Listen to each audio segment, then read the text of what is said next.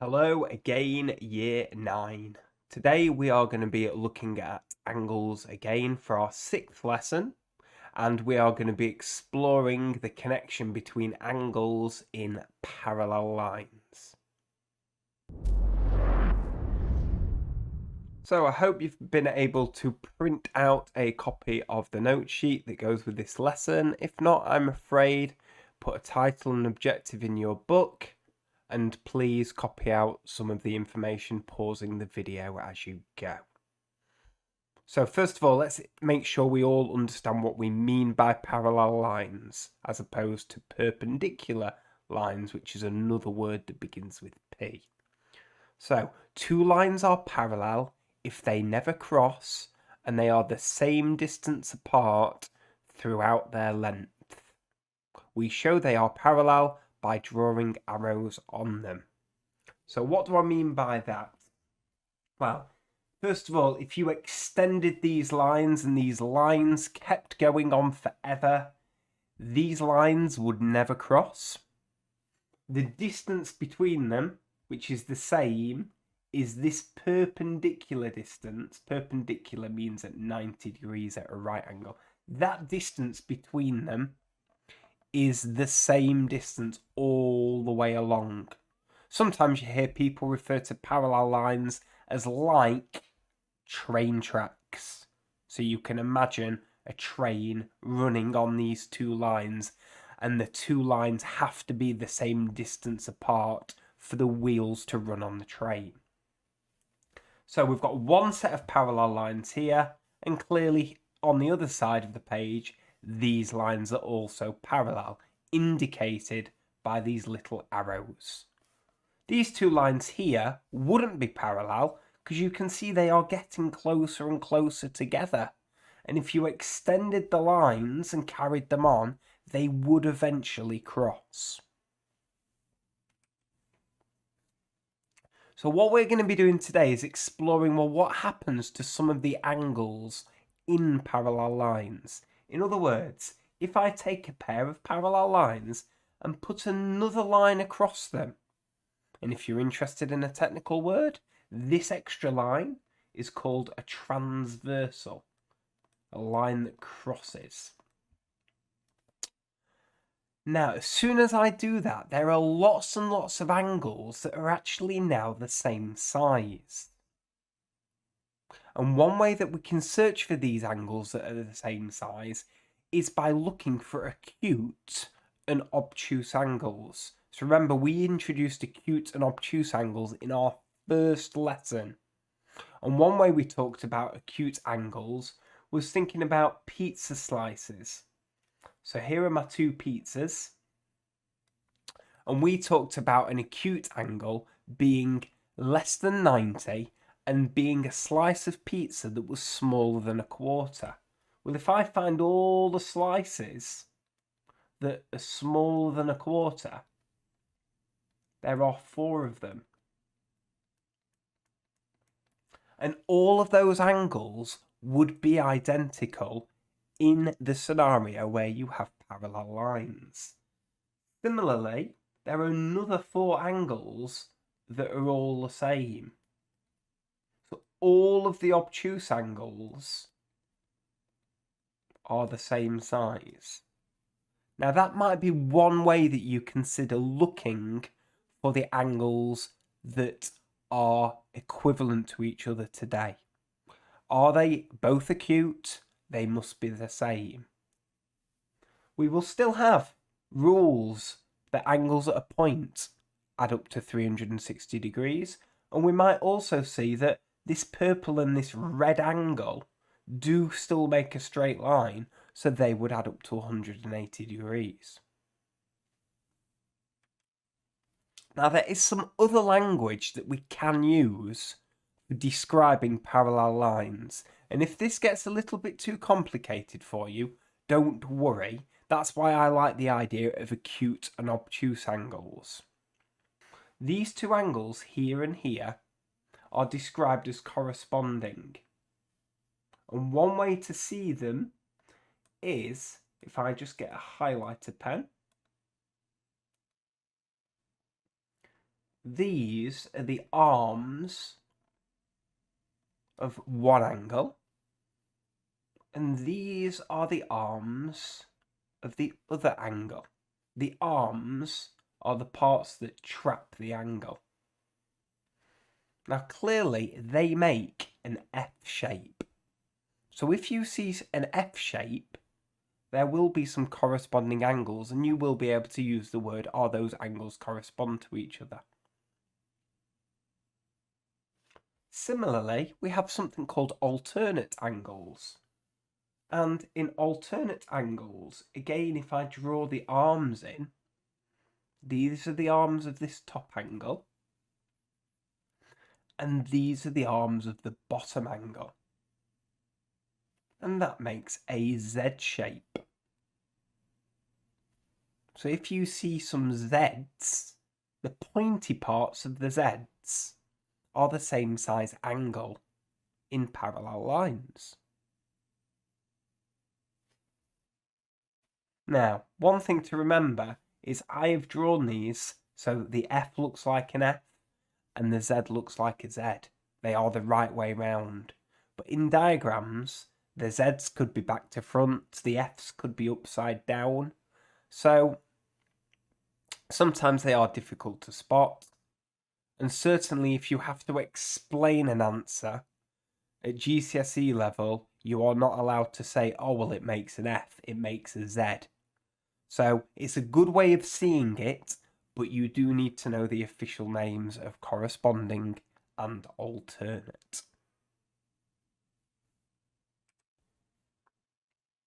So let's look at some examples for today. I'm going to do one easier example, and we're going to then try a harder example where there's a lot more going on in the diagram. I'm going to refer to acute and obtuse angles, but I'm also going to use the idea of corresponding and alternate angles if we can see those patterns. So, in my first example, I would consider where are the acute angles, where are the obtuse angles, because that will help us decide which angles are the same size. So I always just quickly think, oh, where's some acute angles in this diagram? Let's draw them in. So, thinking about acute angles. That's an acute angle.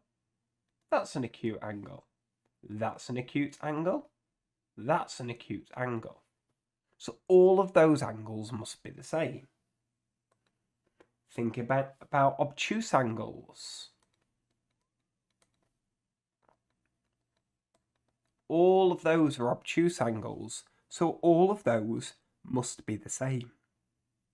So by exploring acute and obtuse, we already know that A and 115 are the same. So A equals 115.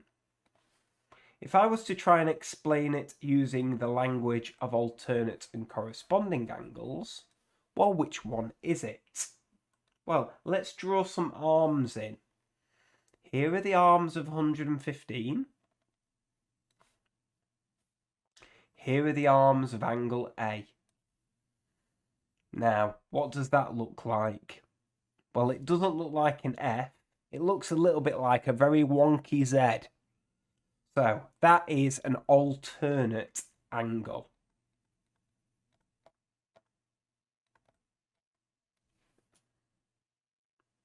Let's look at this harder diagram. Now, we're going to have to be careful in this harder diagram because there are two transversals. There is this transversal here, and only on that transversal can we look at acute and obtuse angles, them being the same. The other transversal is a separate transversal. So I can't say that E and C are both acute, they are the same, because they are on different lines. Okay? What I can say, using the idea of acute and obtuse angles, is that that's acute, that is acute, that is acute, that is acute. So on this yellow transversal, all of those angles are the same. Similarly, I can also say on this transversal, all of the obtuse angles are the same. Well, does that help me work out angle B and C? Yes, it does, because I've marked all of those as red, so I now know that they are all the same. They are all 78. So B is 78 and C is 78. But can we explore this with any reasons? Can we try and argue why these are the same? How can I do that? Well, I could say that B and the 78 are that word from a couple of lessons ago, opposite angles. So B is opposite. So that's why it's 78. Could I try and argue why C is 78? Well, let's draw those arms in. Here are the arms trapping angle C. And here are the arms trapping angle 78. We can see what shape that makes. That is an alternate angle. Not alternative, alternate. Now, to work out E and D, these are both either side of this big orange transversal, so I need to come up with the same idea. Which angles are the same? Well, E is an acute, and all of the acute angles must be the same size, and all of the obtuse angles must be the same size. So how am I going to work out angle D? Well, we're going to have to do a calculation for this one. It is not the same as 85, but we can see the 85 and D make a straight line. So I can work out D by doing 180 take away 85. And that was using angles on a straight line. 180 take away 85 is 95 degrees. For angle E, it's an acute. We've said 85 is an acute angle. The red angles are all the same. So E just has to be 85. But can we come up with a reason? So let me just rub out some of these marks. And let's colour in or draw in the arms of angle E and the arms of angle 85. That makes the F shape. So, if we're looking for a reason, that is corresponding.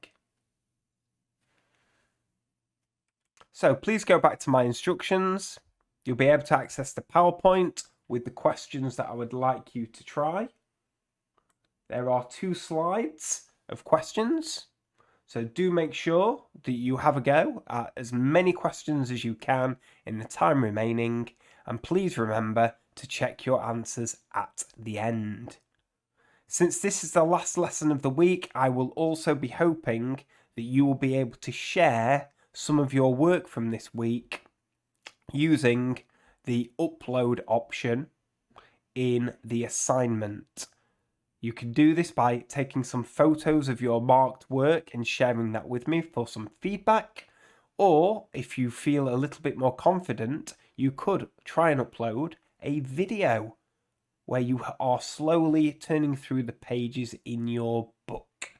If you need any more help, there is the help sheet with the instructions on how you can upload work. As always, if you have any problems, there is the Ask the Teacher channel, so do not hesitate to get in contact.